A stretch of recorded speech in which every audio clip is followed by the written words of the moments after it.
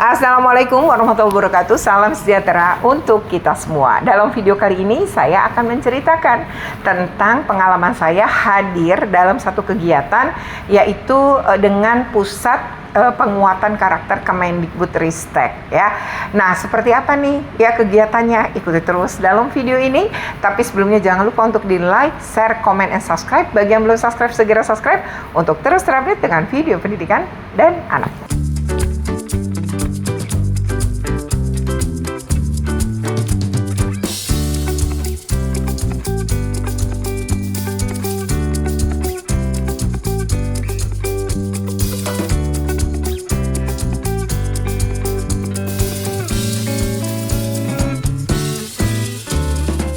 Ya, jadi ini kegiatan ada dua narasumber. Pertama dari Kemensos, ya dia khususnya Direktorat Rehabilitasi atau Pemulihan Psikologi untuk korban ya maupun kalau anak ya anak pelaku maupun saksi. Dan ini kemudian ada KPAI juga ya, hadir Pak Aris sebagai komisioner bidang pendidikan di Komisi Perlindungan Anak Indonesia.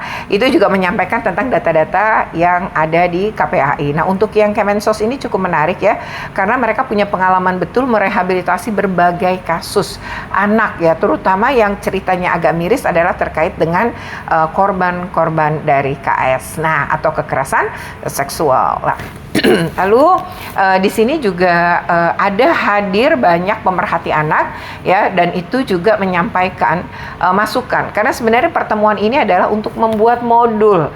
Jadi Puspeka atau Pusat Penguatan Karakter Kemendikbudristek ini menyiapkan modul untuk mungkin maksudnya tuh BIMTEK ya, bimbingan teknik maupun memberikan gambaran kepada tim pencegahan dan penanganan kekerasan seksual di satuan pendidikan atau tim PPK-nya itu bagaimana cara bekerja ketika menerima laporan, penanganannya gimana, atau punya program-program pencegahan. Nah, ini ada nih beberapa masukan dari berbagai pihak yang tentunya mengkayakan ya bagaimana modul ini nanti dikembangkan ya. Nah, ini seru banget dan pada semangat banget ya, sampai waktu yang harusnya selesai jam 12 itu molor menjadi pukul 12.30. Tapi kita semua yang hadir betul-betul jadi tercerahkan karena ada saling berbagi. Saya juga ngomong agak cukup panjang ya, memberikan masukan. Nah, bisa disimak berikut ini. Ya, di pagi hari ini kita akan sama-sama berdiskusi bersama, utamanya terkait dengan bagaimana selama ini praktik-praktik yang sudah dilakukan dalam upaya penanganan kekerasan di satuan pendidikan yang selama ini tentu sudah sering dihadapi oleh kita semua ya yang hadir di hari ini ya, isu-isu tersebut ya.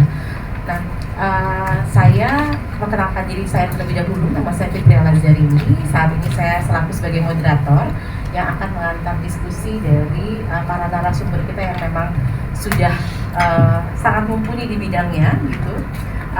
Yang pertama mungkin sebelum masuk ke Pak Aris dan juga Bu Hasrifah, diawali dulu dari teman-teman Puspeka terlebih dahulu untuk lebih memberikan gambaran mengenai apa sih penanganan atau upaya-upaya apa saja yang selama ini sudah kami lakukan. Sampai kemarin itu masih muncul di WhatsApp saya, kok masih ada kasus perundungan ya gitu ya, ini harusnya nih ada aksi nyata dari Kemdikbud. Saya langsung jawab, sudah dibentuk, sudah ada permennya, Permen 46 2022, lalu saatnya sekolah juga diwajibkan untuk membentuk PPK, dan itu diamini oleh di WhatsApp group itu sebagai satu upaya yang sangat positif. Nah, oleh karena itu pagi hari ini kita akan lebih banyak berdiskusi lebih lanjut mengenai semua, dan mengucapkan basmalah. Bismillahirrahmanirrahim. Kegiatan konsultasi publik pemetaan kebutuhan modul penanganan kekerasan di lingkungan satuan pendidikan untuk tim PPKSP dan satuan tugas dengan seni dibuka. Terima kasih. Wassalamualaikum warahmatullahi wabarakatuh. Shalom, Om Swastiastu, Namo Buddhaya, salam dari kata Hayu, salam cerdas kita. Kami dan KPPA dan KPAI ya Pak ya, termasuk bukan pelaku kekerasan, tetapi maksudnya pelaku yang mencoba melakukan upaya-upaya pencegahan dan juga penanganan kasus-kasus kekerasan anak di berbagai setting, salah satunya di pendidikan, di di satuan pendidikan. Muncul ya Bu. Ya, kalau pertama saya tadi katakan bahwa kalau bicara soal kasus kekerasan di satuan Bapak Ibu semuanya tanpa mengurangi rasa hormat dan pimpinan kami Ibu Sekretaris kami Kepala Pusat Penanganan Perkara dan juga Pak Dedi Suryaman dari Ketua Tim Iklim Kebinekaan mendapat menghadiri pertemuan pada pagi hari ini kan di dalam permentan tersebut diperkuat juga oleh Juknis 46 2023 juga masukannya terkait dengan bagaimana nanti mekanisme pembuatan modul ini seperti di lapangan karena memang butuh masukan dari Bapak Ibu sekalian.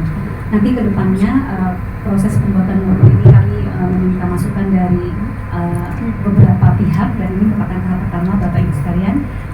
Tahap pertama dengan kementerian dan lembaga, tahap kedua di pendidikan. Kemudian terkait perlindungan khusus anak masih tertingginya di kasus kekerasan seksual, kemudian juga kekerasan fisik dan psikis. Lanjut, baru 1 bulan. Baik, yang pertama itu sebenarnya kan ya Mbak Nori dan Mbak Dina sebenarnya juga sama, kita keliling beberapa daerah gitu ya. Cuman memang intensitas saya mungkin lebih tinggi gitu ya, karena yang lain tuh sibuk gitu. Kok saya kan nggak terlalu sibuk tuh di sih. Nah, saya memang punya ini beberapa catatan itu. Pertama itu terkait dengan tim PPK nih Mbak. Yang pertama mayoritas ya itu emang penunjukan dari kepala sekolah. Sebenarnya nggak salah sih ya penunjukan kepala sekolah, tapi pernah dalam satu pendampingan gitu ya di satu daerah ada satu guru itu peserta itu dia bilang di sekolahnya nggak ada tim PPK. Nah lalu kita bukain dari sekolah mana, ternyata di Lepodik ada dan uniknya dia jadi anggota gitu. Tapi dia tidak menyadari itu. Artinya saya melihat main tunjuk, yang penting ada, orang yang nggak dikasih tahu, upload aja ke Dapodik gitu. Jadi ini menurut saya banyak juga mungkin tim PPK yang sebenarnya nggak ngerti dia ada di dalam tim. Yang kedua, kepala sekolah itu sebenarnya sudah mempertimbangkan sih bahwa guru-guru itu yang dia pilih adalah yang tidak melakukan kekerasan. Yang ketiga adalah ada satuan pendidikan nih, rata-rata di SMA, saya herannya. Itu mereka gemuk banget ya tim PPK-nya. Kok bisa sampai 35, bisa sampai, dan ada di Paduk kita bisa lihat. Nah itu ternyata mereka memasukkan seluruh wali kelas. Padahal ketentuan itu kan tidak ada. Nah ini ternyata banyak banget dan ngerasa itu benar gitu. Jadi saya kasih masukan pun dibilang gini, kan seluruh wali kelas terlibat, harus melakukan. Jadi emang gak mau ngedengerin gitu, bahwa itu gak harus segemuk itu. Nanti kalau nanganin kasus harus dirahasiakan, kok diomongin semua wali kelas gitu.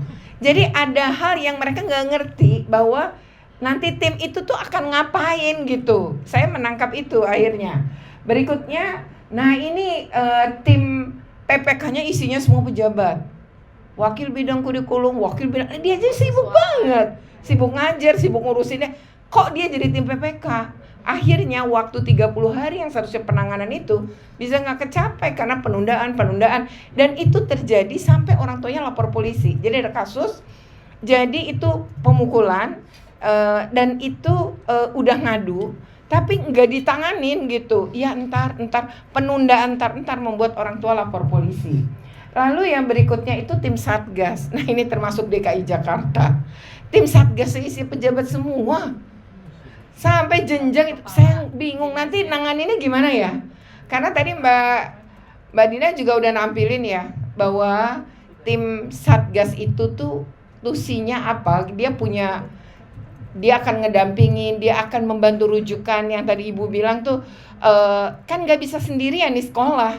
Gimana dengan kehadiran awal dari pendampingan psikologi? Berarti PPA-nya harus segera dikontak. Kemudian dirahasiakan dulu misalnya kalau itu adalah kekerasan seksual, kekerasan yang lain pun juga kan kalau bisa jangan ada prinsip-prinsip yang tampaknya juga belum tentu dipahami oleh tim.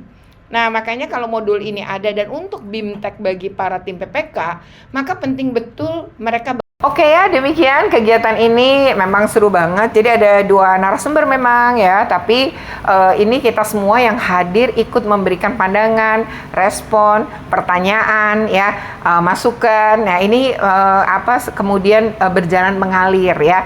Nanti setelah ini baru ada kegiatan yang merujuk pada diskusi kelompok ya, tapi di kegiatan dari pagi sampai siang ini sungguh kaya dengan informasi. Oke, demikian.